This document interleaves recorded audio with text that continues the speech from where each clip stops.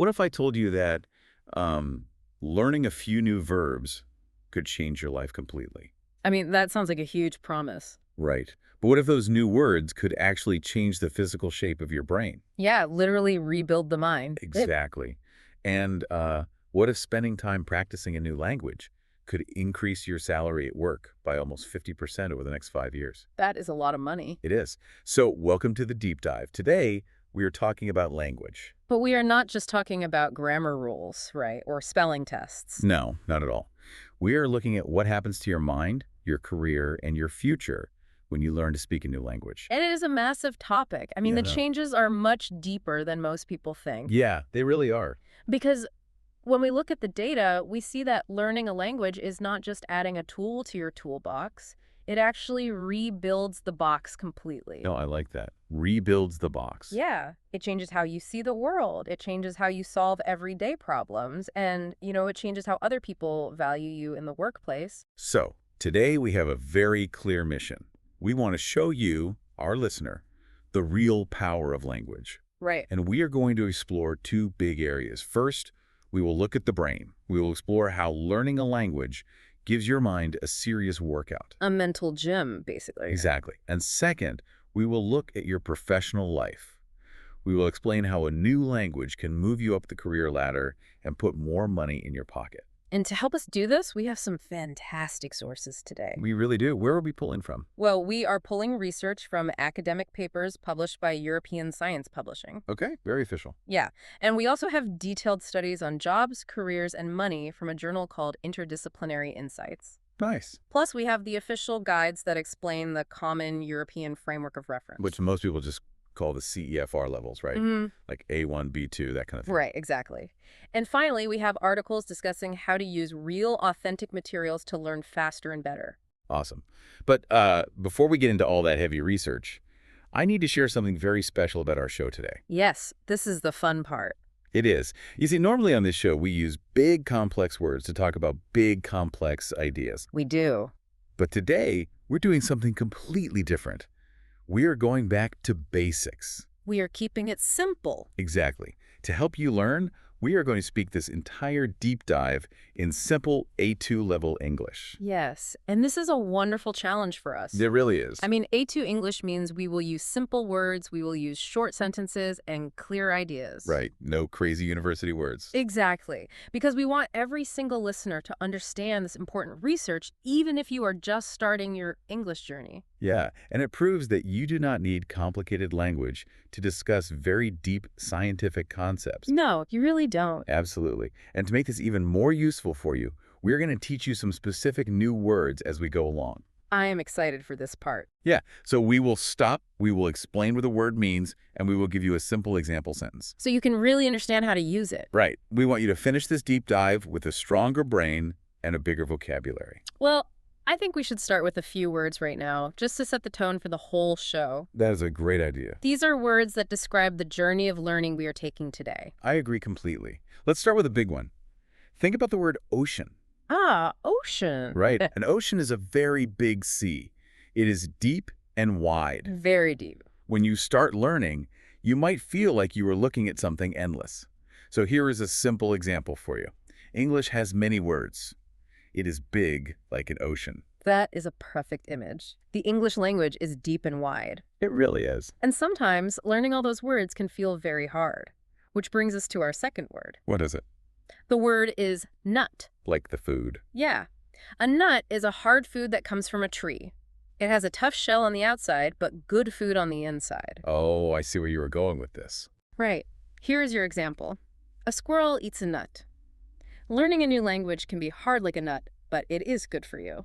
I like that a lot. Yeah. You have to work hard to break the shell, but the reward inside is worth the effort. Exactly. And speaking of rewards, our third word is very important for the career part of our show later. Okay, let's hear it. The word is offer. To offer. Right. To offer means to ask if someone wants something or to give them a chance to take something. Like offering a job. Exactly. Here is a sentence you can use. A good company will offer you a better job if you speak English. And that is a promise we see in the data over and over again. We really do. Now, imagine you are traveling to a new country and you need help. You might look for our fourth word. Which is Officer. Ah, officer. Yeah. An officer is a person who tells others what to do, Mm-hmm. or someone in charge of keeping order, like in the police. Right, a police officer. Exactly. For example, the police officer helped the tourist in English. That is a very useful word for the real world. It definitely is. Finally, we have one more word to finish this first group. The word is oil. Oil, like for a car. Yeah, exactly. Yeah. Oil is a thick liquid. You put oil in machines so their parts move smoothly, or you use it in the kitchen for cooking. Oh, right. Olive oil. Right. But think about the machine part for the example sentence. Speaking every day is like oil for your brain. It makes the brain run well. I love that idea. Your brain is a beautiful, complex machine. It is. And learning a language is the oil that keeps every part moving fast and smooth. Well, with those words in our minds, I think we're ready to dive into the first major topic. Let's do it. So we can call this part of the discussion the brain workout. The brain workout. I like the sound of that. Yeah. And the research from European Science Publishing makes a very strong claim. It says that learning a language is not just about memorizing vocabulary lists. No, it's way more than that. Right. It is a physical workout for your mind. It actually changes how your brain works. It literally changes the structure. Exactly. And when I was reading this part of the study, it kept mentioning this term, working memory. Ah, working memory. Yeah. And to me, memory is just remembering what I had for breakfast. But working memory sounds like something different. It is very different, actually. So how would you explain working memory to our listener? Well, that is a great distinction to make first. Remembering your breakfast is your long-term memory. Working memory is completely different. Think of your working memory as a small workspace in your mind. A workspace. Like a desk. Exactly. Imagine a real desk in an office. When you are doing a task, you put papers on the desk. Right. You need to look at these papers, hold them, and use them right now. Okay, I can picture that. But if your desk is very small, you can only hold 2 or 3 papers. If you try to hold more, the papers fall on the floor and you lose your ideas. Oh, wow. So if someone gives me a long math problem Yeah. or tells me a long phone number, I have to hold all those numbers on my mental desk. Exactly right. And if my desk is small, the numbers fall off the edge and I forget them before I can write them down. Yes. That is exactly what happens. Now, here's what the research shows. What does it show? When you learn a new language, you are constantly holding new sounds, new grammar rules, and new meanings on that mental desk. Oh, because everything is new. Right. And because you do this every day, your brain builds a bigger desk. It actually gets bigger. Yes. Your working memory actually grows in size and strength. You can hold more ideas at the same time. That is amazing. And a bigger desk means I can solve bigger problems. I do not drop the papers anymore. Exactly.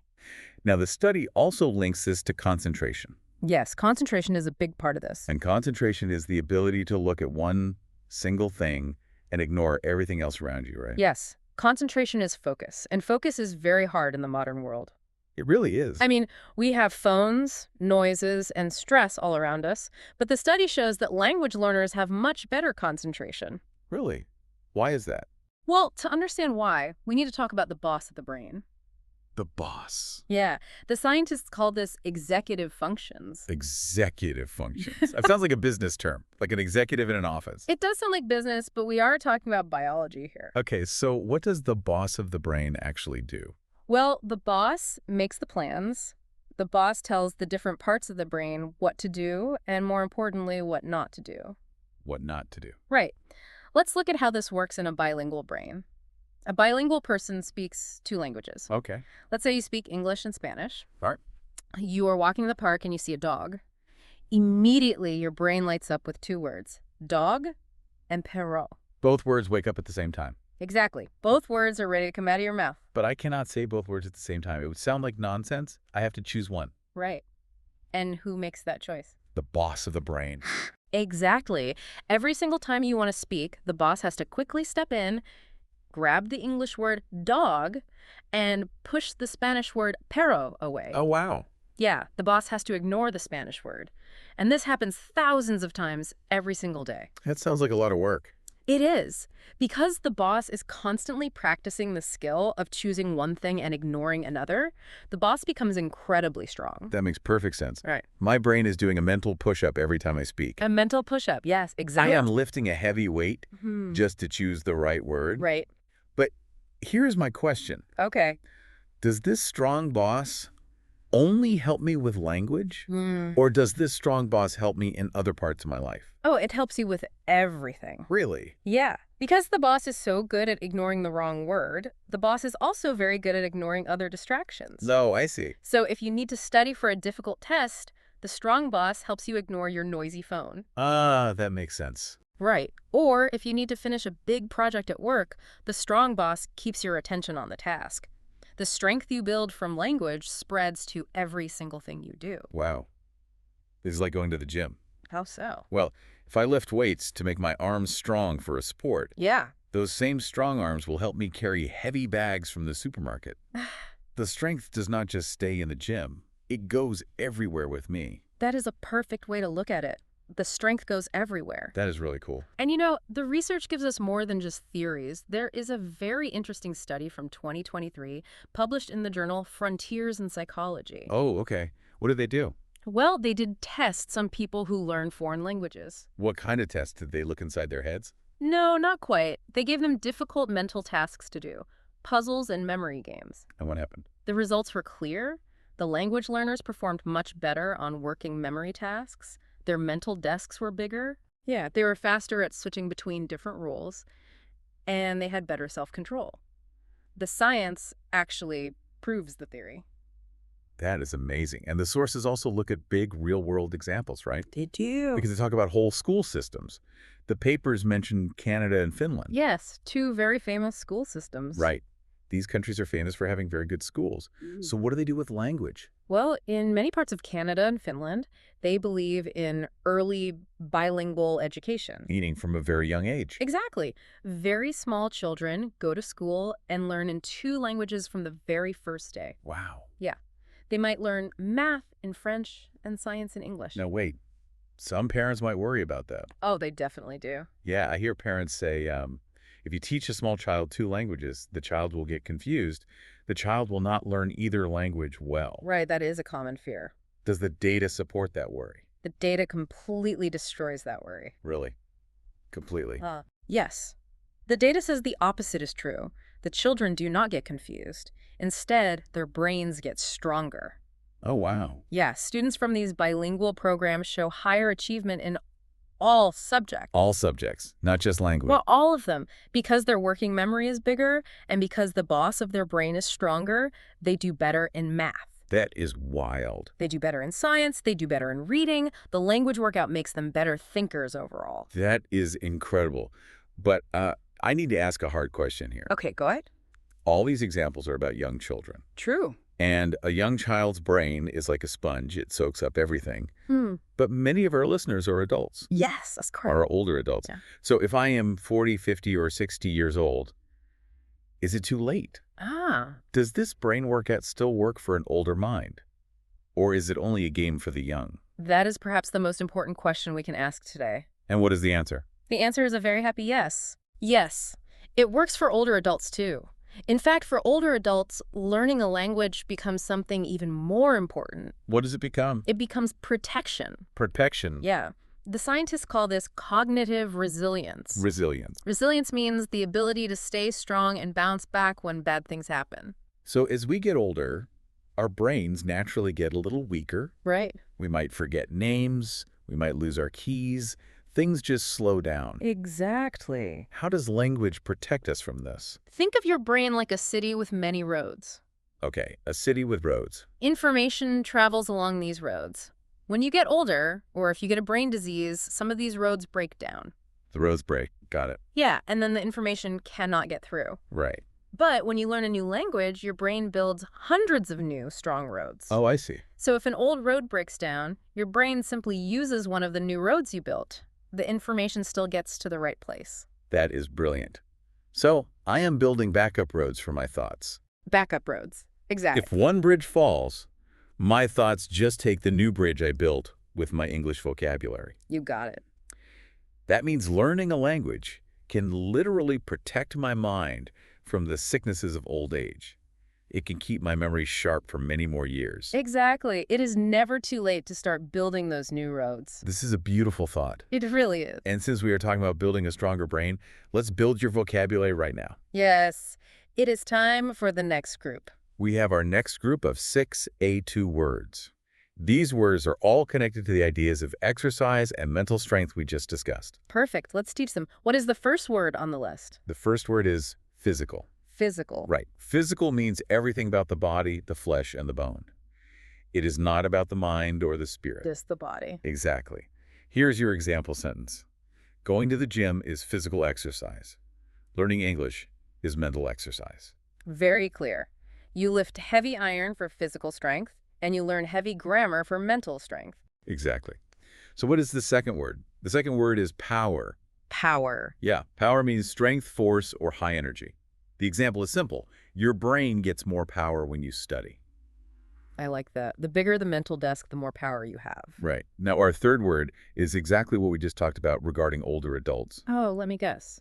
Is it protect? It is. Mm-hmm. The word is protect.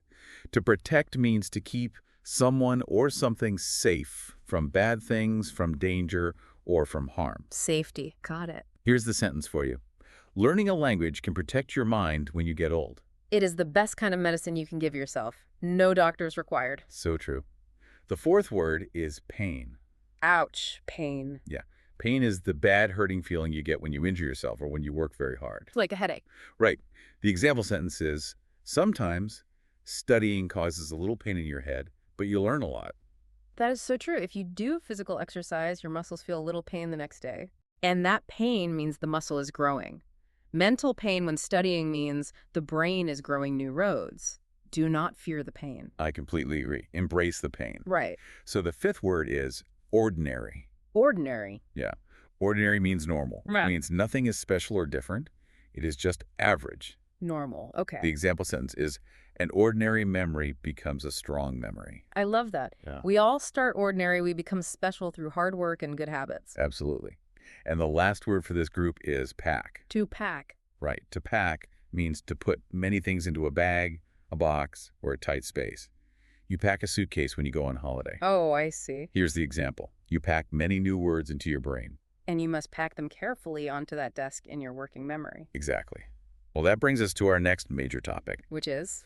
Well, we have established that language changes the physical mechanics of the brain. Right. The new roads, the bigger desk. Right. It makes the machine run faster and hold more weight. But now we need to look outward. Outward. Okay. How does language change the way you see the world? This is where the research from interlingual formation becomes very interesting. Oh, yes. This is a great study. They talk about something called cognitive flexibility. Cognitive flexibility, yes. So flexibility means you can bend easily. Like a young tree has flexibility. It bends in the wind, but does not break. Right. But an old dead tree has no flexibility. It breaks in the wind. Exactly. So cognitive flexibility means your mind can bend. Your mind can change its shape to fit new situations easily. You are not stuck believing only one single thing. Right. But how does language make my mind bend? Well, the source says that language and culture are deeply tied together. They cannot be separated. Oh, I see. So when I learn English, am I just learning different words for the same things? No, I don't. Or am I learning a different way to think? You are learning a different way to think entirely. Really? Yeah. Words are not just empty boxes that carry meaning. Words carry the history, the feelings, and the deeply held beliefs of the people who speak them over thousands of years. Wow. So it is not just translation. No. If you want to truly understand a culture, you must learn its language. And the research gives a fantastic, clear example of this. It compares Western cultures with Eastern cultures. Yes, this is a great example. So by Western, we usually mean Europe, North America, and places with similar histories. Right. And by Eastern, we usually mean countries in Asia. So what is the fundamental difference in how they see the world? Well, the text explains that Western cultures place a very high value on individuality. Individuality, meaning the single person is the center. Exactly. The most important thing is to be yourself. You must speak your own mind. You must fight for your own personal success. I see that in American movies all the time. The hero is the one person who stands up against the crowd. Yes, exactly. But how does this idea of the individual show up in the English language? Well, I guess. In Western languages, the word I is the most important word. Oh, right. The grammar is built around what one single person wants or does. I think, I need, I want. Yeah, we use I all the time. The structure of the sentence puts the individual first. But if we look at many Eastern cultures, the values are completely different. How so? The most important thing is social harmony. Harmony. Okay, harmony means peace. It means parts working together smoothly. Right. So social harmony means people living together in a group without fighting. Yes. In Eastern cultures, the family, the community, or the company is the center, not the single person. Wow, that is a big difference. And the language reflects this perfectly. In some Eastern languages, you do not start every sentence with I. You don't. No, in fact, using I too much can sound very rude. Really? Yeah, the language focuses on the space between people, the relationships, and the group context. This is a huge concept. It changes everything. So if I'm an English speaker, my brain is trained to always put myself first in a sentence. Right. But if I decide to learn an Eastern language like Japanese or Korean, I cannot just translate my English thoughts directly. No, if you do, you will sound incredibly rude. Wow. I have to physically force my brain to value the group first just to form a correct sentence. Exactly. You must adopt their cultural viewpoint to speak their language correctly. That is fascinating. And when you practice doing this every day, something amazing happens to your mind. What happens? You begin to develop empathy. Empathy. That is a very powerful word. Yes, it is. Empathy means you can feel what another person is feeling. You can look through their eyes and understand their pain or their joy, even if you are not experiencing it yourself. Yes. Learning a language is the ultimate exercise in empathy. Because you are literally practicing thinking like them. Exactly. When you learn to speak like someone else, you learn to step into their shoes. You see the world from their side of the river. I love that. Because you understand their language, you understand why they value certain things. This makes you a much more understanding and patient human being. That is beautiful. It also brings up another big scientific word from our research. Well, we talked about working memory and executive functions. Now we need to look at metacognition. Ah, metacognition. Yes. What is metacognition? Well, cognition means thinking. Okay. Meta means above or beyond. So metacognition means thinking about how you think. Thinking about thinking. Yeah. It is looking down at your own brain from above. That sounds like a superpower. How does language give me this superpower? Well, when you only speak one language, you never question how you think. You just think. That makes sense. It's just automatic. Right. If you see a problem, your native language gives you one answer. You accept it because it is all you know. It feels as natural as breathing air. Okay. But when you speak two languages, everything changes. How so? You realize that your native language is just one way to look at the problem. The new language offers a completely different way to look at the same problem. Oh, so I have a choice. Exactly. I can look at the problem from the English side, Yeah. or I can look at the problem from the Spanish side. Yes. I do not just automatically accept the first answer my brain gives me. I stop, I look down at my own thoughts, and I analyze them. And that is metacognition. You become a critical thinker. You learn to solve problems from many different angles rather than just one single narrow viewpoint. Wow.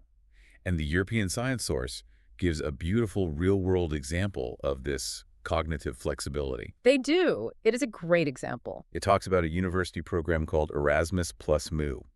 Can you explain what this program is and what the researchers found out? Sure. Erasmus Plus is a very famous program in Europe. It allows university students to leave their home country and go study in a completely different country for a semester or a year. Okay. For example, a young student from a small town in Italy might travel to a big university in Germany to study in the German language. That sounds terrifying and exciting at the same time. Right. What happens to the minds of these students when they are forced to live and study in a foreign language? Well, the data shows a massive change in their personality and their abilities. Really? A change in personality? Yes. The students who go abroad and use a different language become incredibly adaptable. Adaptable, meaning they can survive and succeed when the rules change. Exactly. If a problem happens, they do not panic. They find a new way. Because their brains are already used to finding a new way to say things in a foreign language. The flexibility is already there. Yes, and the study shows they become much more independent. They learn to rely on themselves. That makes a lot of sense. They mature much faster than students who stay at home. You know, this makes me think of a very strange but very common question. Okay, what is it? If learning a language changes your flexibility, your empathy, and your thinking, does it actually change your core personality? Oh, that is a great question. Like, Am I a different person when I speak English compared to when I speak my native language? Many people believe they are. Really? Yeah, the research into bilingual personalities is fascinating. People often report feeling different. How so? Well, someone might feel shy and quiet when they speak their native language. But when they switch to English, they suddenly feel confident, loud, and outgoing. That is so interesting. It is almost like putting on a different pair of glasses to look at the world. A different pair of glasses, I like that. Yeah. If I wear my native language glasses, the world looks blue. The rules are blue, the feelings are blue. Right. But if I take those off and put on my English glasses, suddenly the whole world looks yellow. Both worlds are real. Both worlds are true. Exactly. But they look completely different depending on the glasses I am wearing. I love that analogy. It is a perfect way to explain it. Thanks. You are looking at the exact same reality, but you see different colors, different shapes, and different solutions because of the language glasses you wear. And having two pairs of glasses is always better than having just one. You have more options. You definitely have more options. Speaking of having more options, we have another group of A2 words to teach you right now. Perfect timing. These words will help you talk about choices, thinking, and seeing the world clearly. Let's do it. What is the first word for this section? The first word is pattern. Pattern. Right. A pattern is a shape, a design, or a set of rules that repeats again and again in the same way. Like a pattern on a shirt. Yeah. The stripes on a zebra are a pattern. Grammar rules are also a pattern. That is true. Here's your example sentence. You learn the pattern of the new words. I like that. Once your brain sees the pattern, the language becomes much easier to understand. You do not have to guess anymore. Exactly. The next word is recognize. To recognize. Yeah, to recognize means to know someone or something because you have seen it, heard it, or learned it before. Ah. If you see an old friend on the street, you recognize them. Right. Here's the example. You read a book and recognize the new word. That is one of the best feelings in language learning. You study a word, and then 3 days later, you recognize it in a real story. It proves your memory is working. It really is a great feeling. Yeah. Our third word is realize. Realize. To realize means to suddenly understand something very clearly. It is the moment when a light turns on in your head. A light bulb moment. Exactly. The example sentence is, you realize how big the world is. Yes. When you put on those new language glasses, you realize that your hometown is just one tiny piece of a massive planet. It is a big realization. Now, the fourth word is original. Original. Original means the very first one made. It is not a copy. It is not a translation. It is the true first thing. Like an original painting. Right. Here's your example. You can read the original book, not a translation. Reading a book in its original language is magical. You hear the true voice of the author exactly as they wanted to speak to you. It is so much better. It really is. Next, we have the word option. Option. An option is a choice. If you can choose between coffee or tea, you have two options. Easy enough. The example sentence is, you have the option to speak two languages. And the boss of the brain loves having options. It gives you freedom in how you express yourself. That is very true. And the final word in this group is opportunity. Opportunity. An opportunity is a good chance to do something positive, to grow, or to succeed. A chance for success. Right. Here's the example. English gives you a great opportunity. And that word opportunity is the perfect bridge to our next big discussion. It really is. Because so far, we have talked about the inside of your head. Right, the brain. We know language makes your brain physically stronger. We know it builds new roads, makes your memory bigger, and increases your empathy. We know it gives you new glasses to see the world. Exactly. But all of this new brain power is not just a secret hidden in your mind. No, it is not. It changes your outside life, too. It changes your career, your job, and your bank account. Yes, this is a vital part of the deep dive. The research from the journal Interdisciplinary Insights is incredibly detailed on this topic. Okay, let's talk about it. The title of their major paper is How Language Skills and Communication Proficiency Influence Career Status and Development. Wow, that is a long title. What does it actually mean? The simple translation of that title is How Speaking Well Gets You a Better Job and More Money. Oh, well, everyone wants to know that. Right. But before we jump into their amazing numbers, we need to understand how the business world measures language. Yes, that is important. Because they do not just ask, do you speak English? Yeah. They use a specific system. Right. Earlier, we mentioned the CEFR levels. Let's explain those very clearly for our listener. Sure. CEFR stands for the Common European Framework of Reference. Okay. It is a grading scale used all over the world. It tells an employer exactly how well you can speak and understand a language. And what are the levels? The scale starts at A1 and goes all the way up to C2. Let's break that down. A1 and A2 are the beginner levels. Right. Our deep dive today is spoken in A2 English. You can understand simple sentences. You can talk about your family, your job, and your daily life. It is basic, but very useful. Very useful, yes. So what comes next? Next are the B1 and B2 levels. These are the independent users. Independent, meaning you do not need help. Right. If you are B1 or B2, you can travel easily. You can describe your dreams and your problems. You can understand the main ideas of complex text. You do not need a teacher to hold your hand anymore. That sounds great. And then we reach the top of the mountain, C1 and C2. What does a C-level speaker look like? C1 and C2 are the advanced, proficient users. A C2 speaker has complete mastery. Complete mastery. Yeah. They can read anything, they can understand hidden meanings, they can argue complex business strategies smoothly and easily. Oh. To accompany a C2 speaker is a very powerful tool. Okay, keep those letters and numbers in mind, listener. Now, the research paper uses two big theories to explain why a C2 speaker makes so much money. Right. The first theory is called human capital theory. Human capital. The read capital usually means money, but what is human capital? To me, it sounds almost cold, like treating a human being as a machine. Well, it is an economic idea, yes. Human capital theory says that your skills, your knowledge, and your health are your capital. Oh, I see. They are the value you bring to a company. If you know how to write computer code, that is your human capital. Yeah. If you can speak English perfectly, that is your human capital. The rule is simple.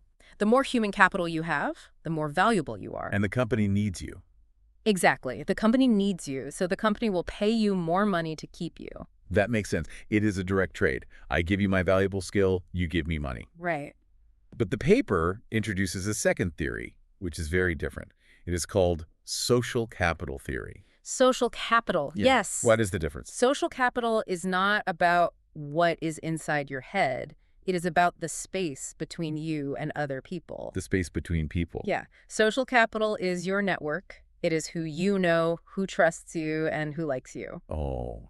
So human capital is my ability to sit alone at a desk, read a complex business report in English, and understand the numbers. Exactly. But social capital is my ability to go to lunch with a foreign boss, tell a funny story in English, Yeah. and make the boss smile and trust me. Yes. That is exactly it. And in the modern business world, social capital is often more important than human capital. Really, more important. Yes. Language builds relationships. If you can speak smoothly, you can negotiate better, you can make people feel comfortable. That is true. You build a wide web of friends and helpers in the industry. When a big promotion comes, the boss remembers the person they like and trust. This sounds like a great theory, but does the data actually prove it? It does. Does speaking a language really get you promoted? A promotion means you get a higher title and more power in the company. The data is shocking, actually. The researchers followed 500 professionals over a period of 5 years. Okay, 500 people. Right. They looked at who moved up the career ladder and who stayed at the bottom. They compared the A1 beginners with the C2 masters. Let's look at the promotion rates. Over 5 years, what happened to the people who took the time to reach the C2 language level? Over 5 years, a person with the C2 level has a 46% promotion rate. 46%. Yes. That means almost half of all the C2 speakers got a better job during that time. Wow. And they got promoted fast. On average, it only took them 3 years to get their first promotion. That is incredible. And what about the A1 beginner speakers, the people who did not study language? The A1 speakers only had a 10% promotion rate. Only 10%. Yeah. And when they did get promoted, it took them much longer, an average of 5.2 years. That is a massive difference. The C2 speakers promoted almost 5 times more often than the beginner. It is huge. Now let's talk about the thing everyone cares about. The salary. The money. Salary is the money the company pays you every month or every year for your work. How much does a language change your bank account? Well, the C2 speakers receive very large salary increases. On average, their pay goes up by 8% every single year. 8% every year. Yes, a regular raise of 8% is fantastic. After 5 years, their average salary reached $63,300. Okay, let's compare that to the A1 speaker. What happens to their salary? A1 speakers only get a tiny average salary increase of 3% a year. After 5 years, their average salary is only $13,100. Yeah, So the C2 speaker is making almost 5 times as much money as A1 speaker. Exactly. That is not just a little bonus. That is a completely different standard of living. That is buying a house instead of renting a small room. It really is life-changing. But I need to stop and challenge this data. Okay, challenge it. This sounds almost too good to be true. I want to push back on the conclusion here. Okay, what is your theory? My theory is about hard work. Hard work. To reach a C2 level in any language takes years of difficult study. You have to be incredibly disciplined. You have to sit at your desk and review words when you want to sleep. That is very true. So when employers hire a C2 speaker, are they really paying for the English? Or are they just paying for a hard worker? I see what you mean. Maybe these people are rich because they are naturally hard workers, not because of the language itself. Does the research separate the language from the work ethic? That is a very smart way to look at the problem. And you are partially right. Yes. An employer loves a dedicated, hardworking person. Reaching C2 is proof that you have discipline. However, the data shows that the language skill itself is the primary engine of success. Why? If I am a hard worker, but I only speak A1 English, why doesn't the boss give me the big promotion? Because communication is the only way the boss can see your hard work. Think about it. You might have the best, most brilliant ideas in the entire company, but if you cannot explain those ideas in a meeting, they are useless. That makes complete sense. The C2 speaker can express complex ideas perfectly. The C2 speaker can solve arguments between team members. The C2 speaker can negotiate deals with foreign clients. Right. This communication competence, this ability to share ideas, is what turns a simple worker into a leader. A hard worker who cannot communicate stays at the bottom. Exactly. A hard worker who can communicate rises to the top. The hard work fills your brain with good ideas, but the language is the door that lets those ideas out into the world. That is a beautiful way to say it. And it is not just about the money, is it? The study also measured how people felt about their lives. Yes, they measured job satisfaction. Job satisfaction. This means how happy you are when you wake up and go to work in the morning. They asked people to score their happiness out of 10. And what were the scores? The C2 speakers scored an average of 8.8 out of 10. 8.8? That is very high. They are highly satisfied. They feel valued. They feel they have control over their careers. And what about the A1 speakers? The A1 speakers scored only 6.2 out of 10. Oh, that is much lower. Yeah. They feel stuck. They feel frustrated because they cannot move up. So the English language literally buys you happiness at work. It seems like it does. Well, this is a perfect time to stop and learn our next large group of A2 vocabulary words. Good idea. These words are all essential for talking about business, careers, and making money. This is a very valuable list. Let's start. What is the first word? The first word is professional. Profit. Right. A professional is someone who does their job with high skill, serious focus, and good behavior. It also means anything related to your work life. Like acting professional. Exactly. The example sentence is, you become a better professional at work? Companies want to hire true professionals, not just people looking for easy money. That is very true. The next word is the one everyone likes. Pay. Pay. Yes, we like that word. To pay means to give money to someone for the work they did or the things they sold. Here's the example. Companies pay more money to bilingual workers. The more value you bring, the more they will pay you. Exactly. Our third word is position. Position. In a business, a position is your job title and your place in the company. Are you a manager or you're an assistant? That is your position. Okay. The example sentence is, you can get a higher position in your company. A promotion is simply moving from a lower position to a higher position. Right. The fourth word is provide. Provide. To provide means to give someone the things they need to live or succeed. It means to supply. To supply. Right. Here is the example. A new language will provide you with a better life. Language provides the keys. You just have to unlock the doors. I love that. Yeah. Next, we have the word rate. Rate? A rate is a number that shows how fast something happens or how often something happens over a period of time. It is a measurement. Okay. The example sentence is, the rate of promotion is high for C2 speakers. Remember the data. A 46% rate is incredibly high. It really is. The sixth word is raise. Raise. As a verb, to raise means to make something higher or bigger.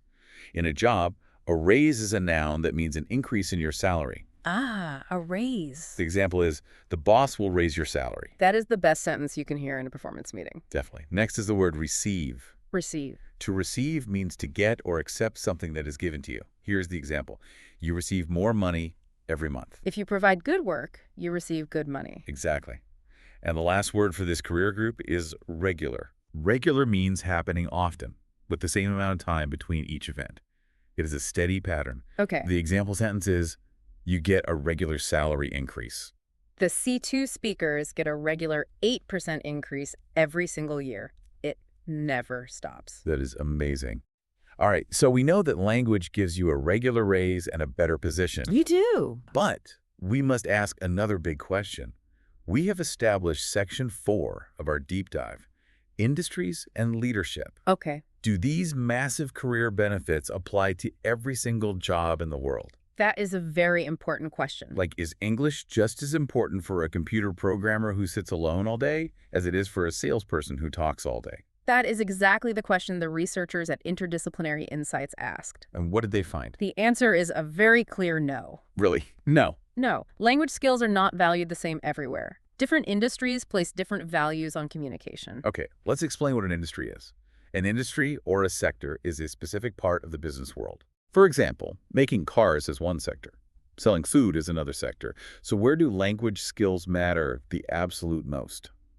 The study identified 3 major sectors where language is critical for success: international business, finance, and technology. Okay, let's look at international business first. This is the top sector.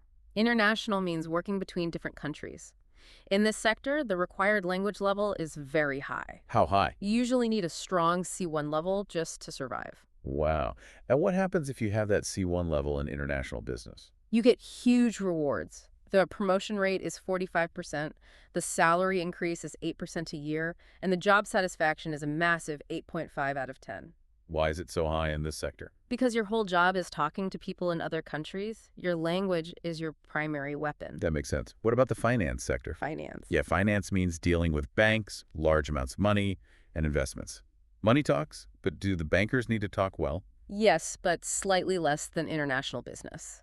In finance, a B2 level is usually required. Okay, B2. The promotion rate drops slightly to 35%, and the salary increase is about 6% a year. Still excellent, but not the very top. And what about technology? Tech means computers, software, and the internet. In technology, you need at least a B1 level to communicate with global teams. The promotion rate is 30%, and the salary increase is 5%. So those 3 sectors clearly reward you for studying. They do. But there must be sectors where language is not the main focus. What is a sector where an employer does not care if you have a C2 or an A2 level? The study looked specifically at the healthcare sector. Healthcare. Healthcare involves doctors, nurses, hospitals, and clinics. In this sector, the required foreign language level is often just A2. Really? Just A2? Yeah. The promotion rate linked to language is only 20%, and the salary increase is only 3%. You know, that makes total sense. Does it? Yeah. If I am a doctor in a local hospital, my most important capital is my medical knowledge. I need to know how to fix a broken arm or cure a disease. Right, exactly. The hospital does not pay me more money because I can read French poetry.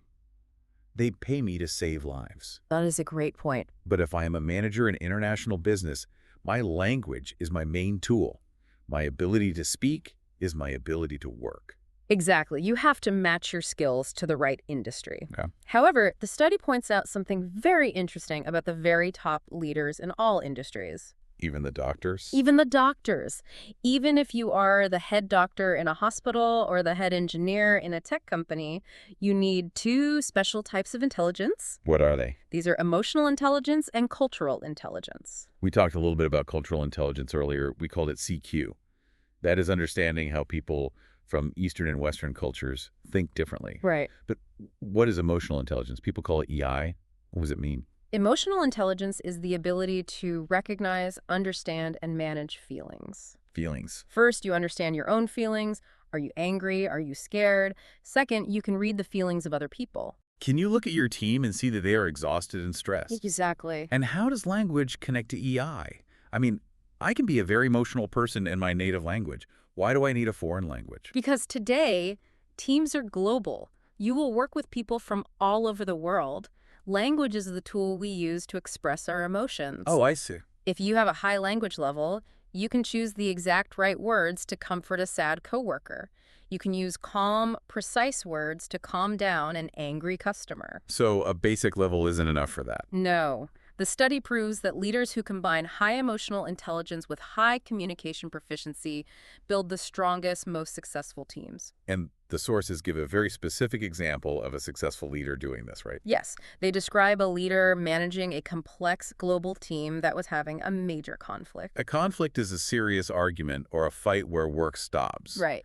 How did the leader fix the conflict? Well, this leader had what the researchers call a clear vision. A vision is a picture of the future. Because the leader spoke the language at a C2 level, they could paint this picture perfectly with words. The team understood exactly what the goal was. That is powerful. But more importantly, the leader was an active listener. Active listening. That means you are not just waiting for your turn to speak.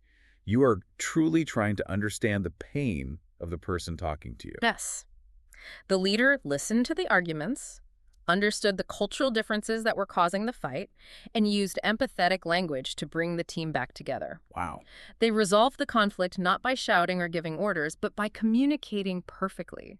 This resulted in a highly motivated team that finished the project successfully. It proves that a true leader is not just a boss who points a finger and says, do this. A true leader is a master of human connection. Exactly. Before we move on to discover how we actually become masters of communication, we need to learn our next group of A2 words. These words are all about teams, companies, and leadership. Let's teach them. What is the first word on this list? The first word is organization. Organization. Right. An organization is a group of people who work together for a special purpose. It can be a company, a charity, a school, or a hospital. The example sentence is, you work for a big organization. Every organization needs good leaders with high emotional intelligence. Next is the verb form. Organize. To organize. To organize means to plan things carefully and put things in a good, clean order. If your desk is messy, you organize it. If your team is confused, you organize them. The example is, good leaders organize the team. Without organization, even the best team will fail. That is so true. The third word is perform. Perform. To perform means to do an action, to do a piece of work, or to act in a play. In business, it means doing your job. The example sentence is, you perform well at your job. If you perform well, you provide value. If you provide value, you receive a raise. It all connects. Next, we have two words that belong together. The first is quality. Quality. Quality describes how good or how bad something is. It is the standard of the work. Our example is, the quality of your work improves. High quality means few mistakes and excellent results.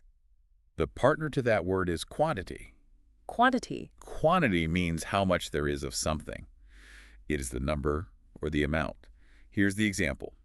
You can do a large quantity of work. A great professional offers both high quality and a large quantity of work. The sixth word is role. Role. A role is the specific part you play in a group, a family, or a company. In a movie, an actor plays a role. In a company, your position is your role. The example is, your role in the team is very important. You must know your role and perform it well to help the organization.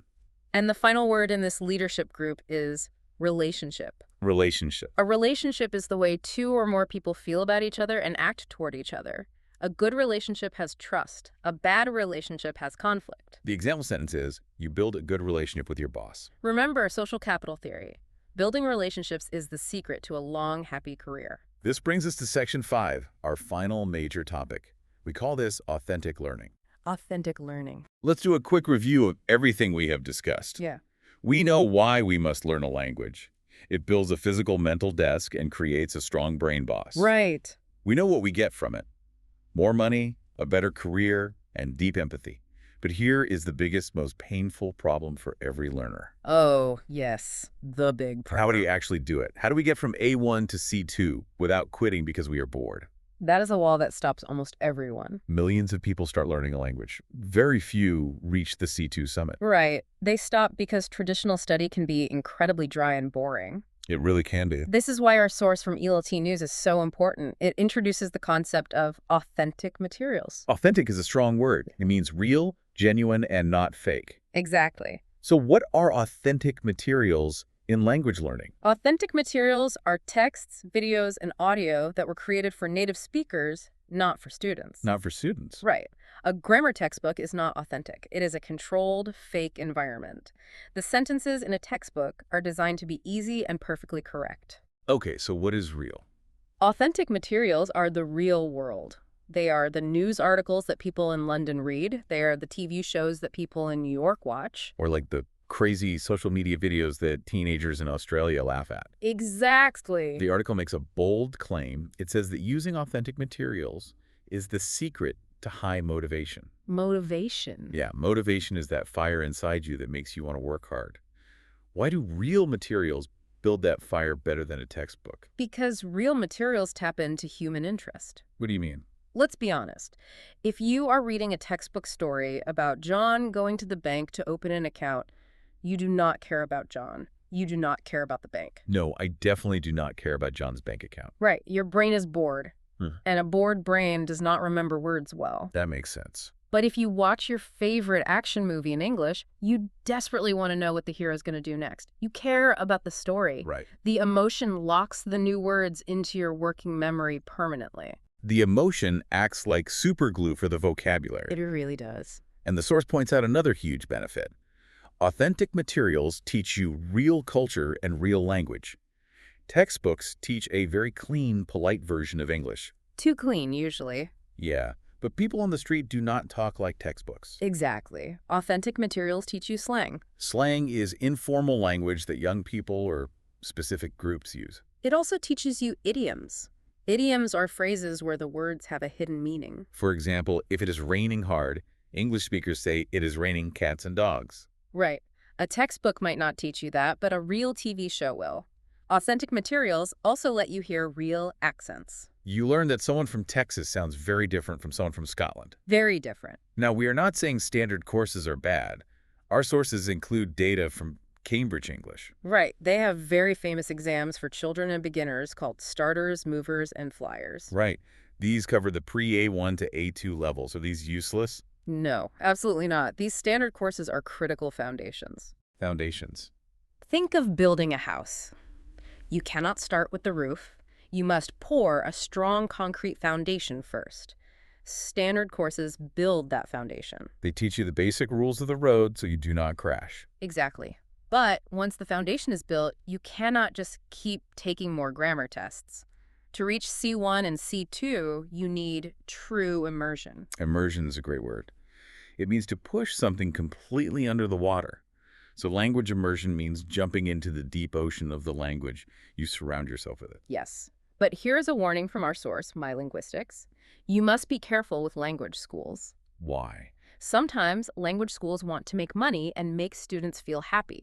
So they will take a simple A2 level class and they will put a sign on the door that says B1 Intermediate.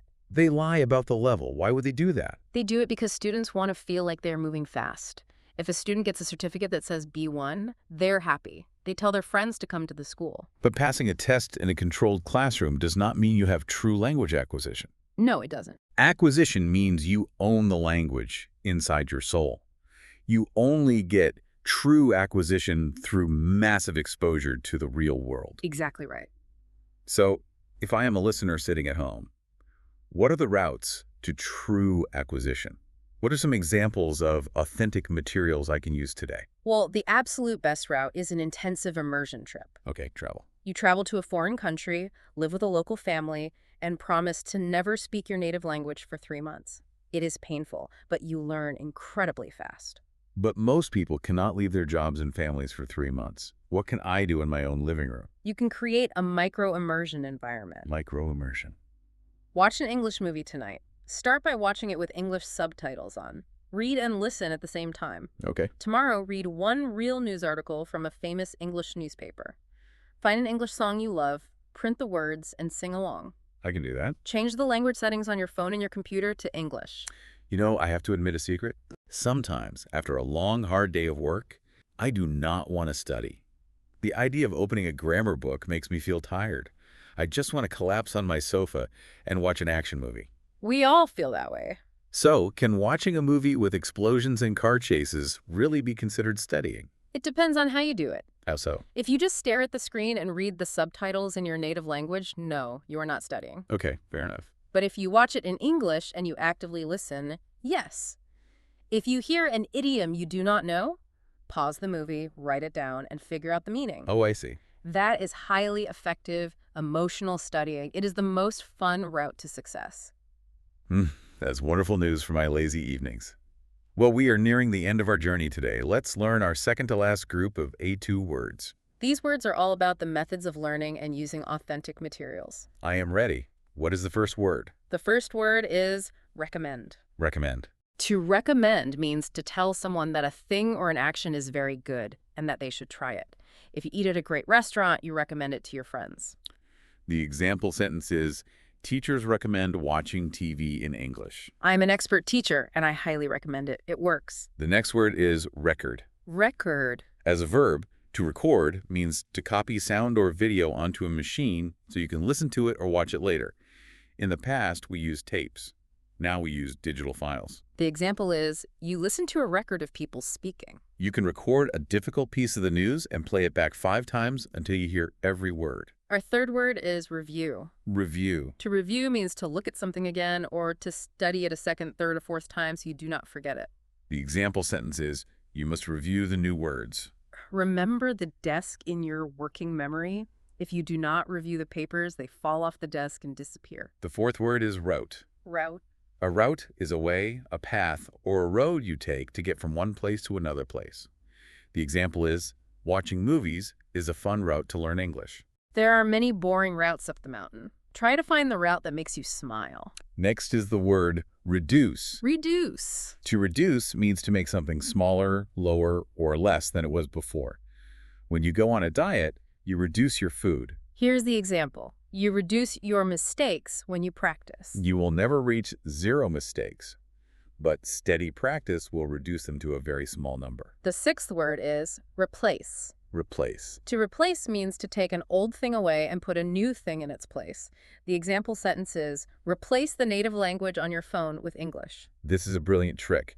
You look at your phone 50 times a day. If you replace the language, you force yourself to practice 50 times a day. And the final word in this group is rubbish. Rubbish. Rubbish is a British English word for garbage or trash. It means things that are useless and that you want to throw away. The example is, old and boring ways to learn can be rubbish. If a method makes you cry with boredom, throw it in the rubbish bin and find an authentic material instead. Well said. We have officially reached our outro. We've traveled across a massive ocean of information today. We truly have. We have connected biology, culture, economics, and psychology.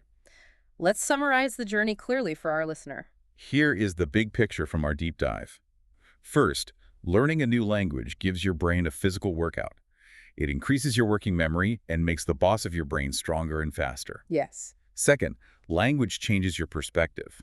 It gives you new cultural glasses to look through, building deep empathy and cognitive flexibility. Right. Third, this brain power pays off in the real world. Reaching a C2 level can increase your promotion rate to 46% and give you a regular 8% salary raise. Amazing numbers. And finally, the best way to achieve all of this is to throw away the boring books and dive into authentic materials like real movies, music, and news. That is an excellent tight summary. It takes years and effort, but the rewards change your entire existence. Before we say goodbye, we have our final 3 A2 words to teach. The very last 3. Let's hear them. The first word is run. We usually think of run as moving fast with our legs, but it also means to operate or function smoothly, like a machine. Right. Here's the example sentence. Your brain will run faster and better. Add the oil of language, and the machine will run perfectly. The second word is rude. Rude means impolite. It means acting in a way that makes other people feel bad or angry. Our example is a very important lesson. It is not rude to make mistakes when you learn. Please remember this. So many adults freeze because they are terrified of looking stupid. They think speaking bad English is rude to the listener. It is not. The listener respects your effort. Embrace the mistakes. And the very last word of the deep dive is rest. To rest means to stop working, stop moving, and relax. You rest so you can recover your energy. Here is our final example sentence. Now you can give your brain a rest. After lifting all those mental weights today, your brain absolutely deserves a rest. It really does. But before I let you completely rest, listener, I want to leave you with one final provocative thought. Oh, what is it? I want to ask our expert a question about the future. We spent an hour talking about the incredible value of human language. But look at the world today. Artificial intelligence, or AI, is advancing at terrifying speed. It is. We have apps on our phones that can translate speech instantly.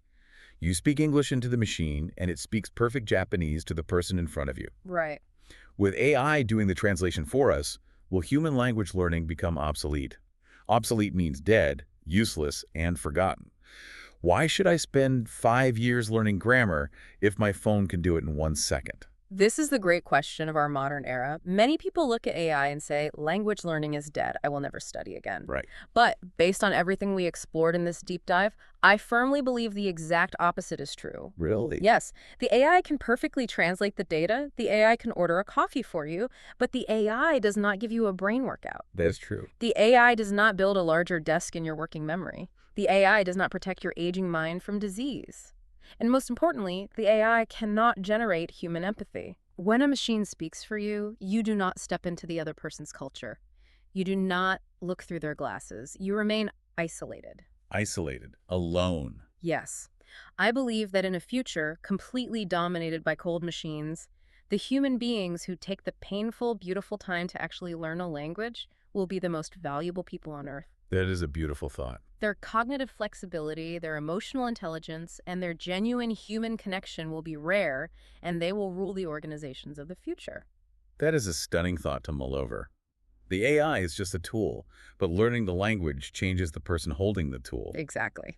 Thank you, listener, for joining us on this very special deep dive.